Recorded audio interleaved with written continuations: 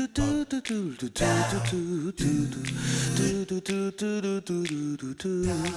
everyone, I'm Captain Logan. And I'm Sarah. And today we're going to tell you how we felt about Star Wars The Force Awakens. Now, I know what some of you are thinking. Hey Cap, we know that you saw the film on Thursday, and why is this finally coming out now, the same day you're posting the Force Awakens spoilercast? Well, I've been answering messages from people on Facebook and other places saying why wasn't there a feeling about, and the short explanation is Sarah and I just didn't have one to shoot it that night, and since this show is usually a immediate response kind of show, we just decided that it didn't make a lot of sense to do it, especially because I've seen the movie twice now.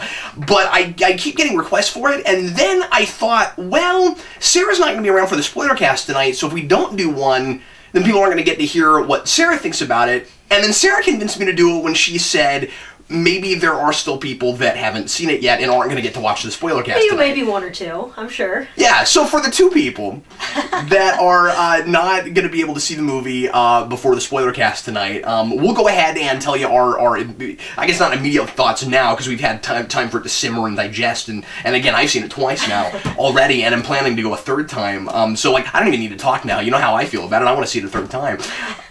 So anyway, I guess we'll do what we always do. We'll tell you how we felt about it. We'll give you a favorite thing, a least favorite thing, and we'll talk just a little bit in non-spoiler territory. Once again, for the majority of you that have seen the movie and are thinking, what is the point of doing a non-spoiler thing now? It's partly so that you can hear what Sarah has to say about it, and partly in case there's any stragglers that haven't seen it yet or still haven't decided if they're going to go this week. I guess we could almost just kind of leave the thing off now and say, well, just go see it. Just go. You should probably go see it. But we're not going to do that. So anyway, Sarah, why don't you tell us a little bit about Star Wars The Force Awakens? Well, it's Star Wars. Yeah. And it picks up from where we left off, from the original trilogy, going forward. And everybody's older now. But 30 years later, yeah. Yep. And they're looking for Luke. And that's the whole point of the story, is they're looking for Luke Skywalker. And so it kind of parallels A New Hope in certain ways, and where they have this bit of information, and the bad guys are after it, and so they're trying to get it to the main good guys. So, is that vague enough so it doesn't spoil it for anybody? Yeah, that's good. Okay, yeah, sure. I'm trying to be super careful because I don't want to ruin anything for anybody. No, absolutely, and I think it's also important to, and see, because I've been like really like dissecting it and thinking about it now and talking to people that have seen it. So you're getting ready for a spoiler cast. Precisely. So there's a part of me that kind of just doesn't want to talk at all. I'll let you do all the talking. But I think it's also important to mention that it's a movie that is focusing primarily on a new cast of characters that it's sort of a pass the torch kind of movie, and are some of our old mainstays are involved and matter and get cool character stuff to do, but it is very much focused on and creating the beginnings of and really having the full character arcs for a couple people, but then it will move forward even from there. Mm-hmm. Yeah, it's definitely the first part of a story. It's not a whole story in and of itself, which is really cool. So yeah. I wasn't really expecting that going, and I thought, hey, we're going to get this whole movie and then next movie and the next movie. But no, this is definitely part one. Well, I mean, I was certainly hoping that's how they would do it, and it makes a lot of sense because this movie's going to perform well enough to continue making them. They are I think right now already shooting the second one, like as we speak, and or at least I heard they were a couple weeks ago, so I don't know how long principal photography is taking for that movie. But with the original Star Wars in '77, you make that movie, and then Lucas wanted to tell a larger story, but no way to know if it was going to perform. And now, it's Star Wars. It's going to perform. Yeah, you don't have to worry about that. So you would conceive it as the trilogy in the first place. Well, how did you feel about Force Awakens? This movie made me feel like I was watching a 2-hour love letter to the original trilogy, and I don't know of another way to put it. It made me feel like I was watching somebody who loved the original trilogy and wanted to make more of it. And it was great. As opposed to just doing it again, right? Exactly. It wasn't derivative doing it again. And there is derivative, there are definite parallels, and there's definitely calling back to it. There's definitely cool stuff that, little stuff that they pull from the original shows. But I mean, it's so good. Okay, I'm not even flipping my sign. Okay. I'm feeling it. Yeah, it's great. I expected it to be good. I was hearing good things all the way up until I saw it from the few people who get to see it early. Yeah. And so I wasn't nervous about it, but going in, I didn't think it would be quite as good as it was. Can I tell you about something amusing real quick that I haven't told you about yet? Aaron Dicer got to see an early screening in St. Louis, and you know, Aaron's like a professional, like, real critic, and Aaron got to go to St. Louis and saw it on Tuesday, and he put up a post. He didn't want to say anything about it yet, so he put up a post, and he said, all I'll say is I've seen it. And then he wrote, and then his tag was I have an undisclosed feeling about this. That's awesome. Yeah, I thought that was pretty great. No, it's good. Go see it. Don't be worried. Hashtag I have awesome. an undisclosed feeling about this. Yeah. So did you? So is your favorite part just simply that it made you feel like you're watching the originals, or do you have a more specific favorite thing about it? It's that because. Who doesn't love the feel of the originals? And I never thought we'd get that feeling again, especially, I guess, in real time, going to the theater, watching it come out as it happens. Yeah. I never thought I'd experience that, especially after sitting through the prequels. Just that authenticity. Yeah, exactly. And then on top of that, you don't just get rehash, you get new characters that are just as good as the previous ones, but they're not like the previous ones. Right. Yeah. They're completely new archetypes. They're very new, very interesting. Especially Rey. Yeah, very fun. Yeah, I loved it. I ate it up.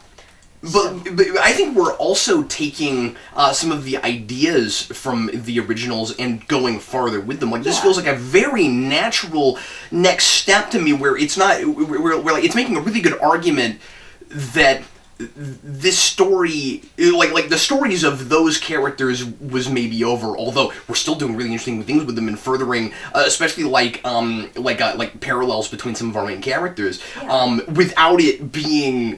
without the story being completely focused on them, but like taking some of the ideas of what the Force is, and especially the idea that the easy path is the path to the dark side. We're almost turning that on its head in this movie, and playing with like what exactly that means and how true that really is, and if there's maybe even another side to that and stuff. I mean, like, I feel like we're really like fleshing out the Force in a way we haven't had a chance to do before, which is really appropriate because of the title. Yeah, absolutely. As far as things I don't like, I don't know. I have been racking my brain trying to come up with a thing I don't like. You know how objective I am, which is not always very much. Not at all. I'd say I don't like the part where the bad, sad thing happens. But I mean, it works. But for the movie, it works. But then it's the thing that makes it fascinating. Yeah. So that's all I'll say because I don't want to give away anything. All right. So. All right. Well, Sarah, this movie made me feel like I was 5 years old on Christmas morning, unwrapping the present I really wanted, but wouldn't have even had the audacity to ask for. I have wanted Episode 7 since I was a kid, since before the prequels even came out. I mean, like, and what kid growing up on Star Wars didn't, right? Where, like, you really want to see what happens after that.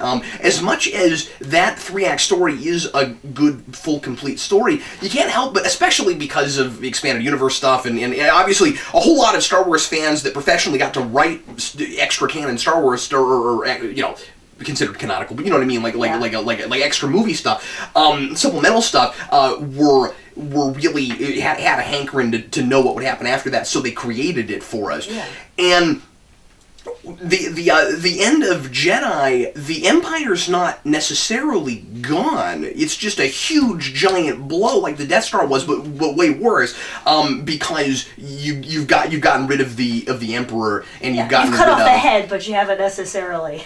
Yeah, but I mean, you would still have residuals because you've got this infrastructure. Like, what is the galaxy without that now? Like, would it know what to do with itself after that? What would it be? Dan and I speculated for a long time that maybe, and this is not what this movie is really doing, but we wondered if perhaps after that happened, you might even have a new republic that ended up becoming too much like the Empire because it was just so used to that model it wouldn't know what else to do, and it was and was trying to create order. And so then you'd have this larger thing like it goes to the dark side, kind of, you know what I mean? Yeah. So like, there were all kinds of different things that you could do with it, and I just always wanted to see it. Yeah. And not only now do we finally have it, but it doesn't, as Sarah was saying earlier, it doesn't feel like rehash. It doesn't feel like we're well, we know this movie's gonna make money, so we gotta force it and kind of force it. We gotta force it. Come up with some kind of like cookie cutter,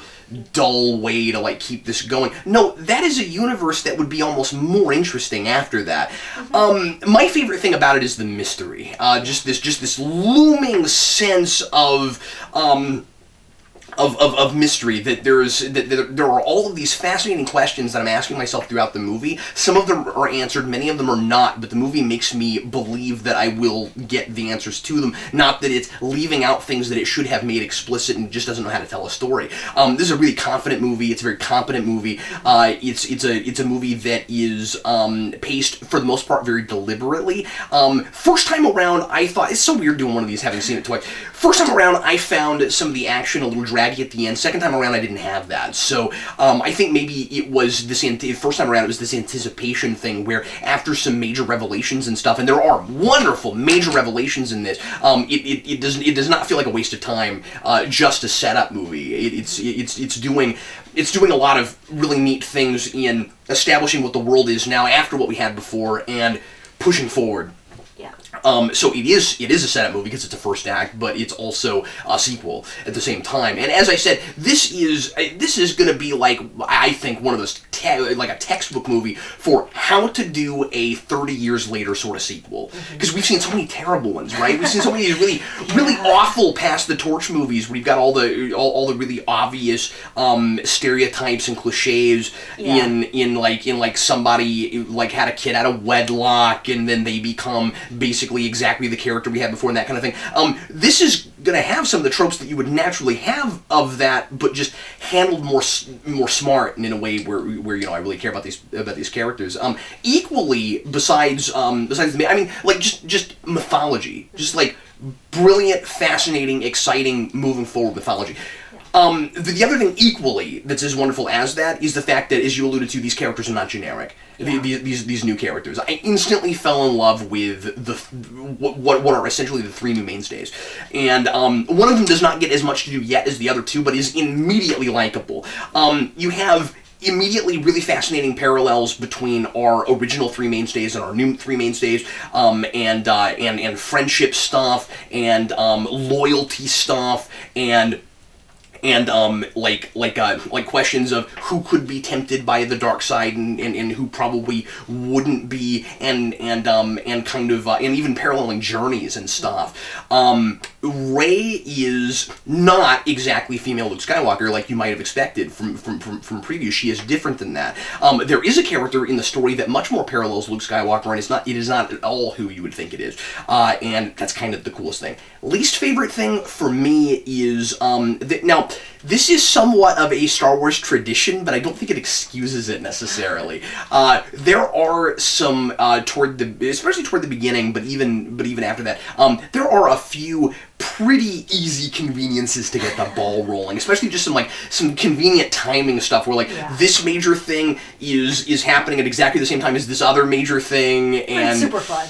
Oh, it is really fun. It doesn't ruin it because, as I said, I instantly like these people and they come alive for me, and I should say that I was, in both times, I was completely immersed in this world, to the point where, when it was over, I felt like I'd only been there for half an hour, and the only way I could describe my feelings at the very end of the movie is immense irritation because I didn't want it to be over. Yeah. And because I was like, I just know that as much of a high as I'm on right now, we've not scratched the surface. You just wait till you get to the next one, right? Yeah. I just I feel like we haven't even gotten started, and yet there's plenty here. It's just when you get to the end, you're like, wait a minute, that was a whole 2 hours, seriously. And then some of the paralleling callback stuff is a little too much. Yeah. For me, I was wondering if when I saw it on Thursday, if that was just me sitting in the theater watching this and knowing that these were intended to be crowd moments, and if I would feel differently on a second viewing. Yeah. But yeah, I just wasn't sure about that. Well, I maybe wondered a little bit about that too, but there was one major one, and again, I guess I can't give away here. There was one major one where I was like, "Nah, you're kind of just playing the exact same dramatic beat that you did in the original Star Wars," and it was too on the nose. It was too similar, and then the problem is, beyond that, I guess this is where the tell is. Okay. There are all kinds of things, because you get straight up references, where it's a lot of those feel natural, where it's just characters mentioning things that happened before, which they would because they were there and it happened, and they're reminded of things that happened before, and not just reminded, but times where you get like, especially like say. I guess I can't even say that. Especially when you have like a couple characters that we're familiar with, and they are talking about things that you saw them do that were like huge major moments that would have been big major moments in their relationship in the first. Okay, fine.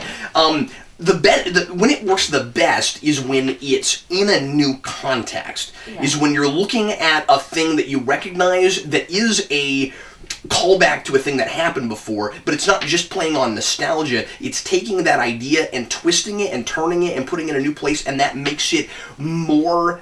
It subverts your expectations more. It makes it less callable, because you think you know what's going to happen because you've seen it before, but now it's in a brand new context, and then they can use that to manipulate the audience in a good way into not knowing what's happening next. There's one major place where it did that, and that's kind of some of the most brilliant referential stuff I've ever seen.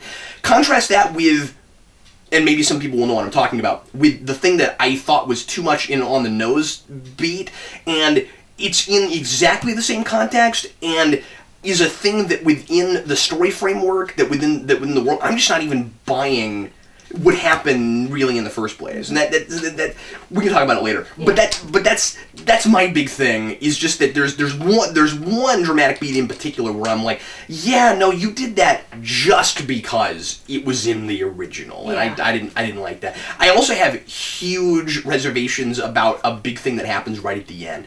But again, I guess I'll talk about that on the spoilercast. But yeah, it is. But otherwise, the thing is, that sounds like big stuff, but it didn't even remotely ruin it for me. Yeah. The movie is genius. Otherwise.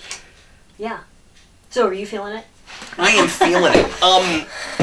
You want to briefly talk special effects, because that's just a thing that you're gonna. That's important to Star Wars. That's gonna come up. Special effects were good.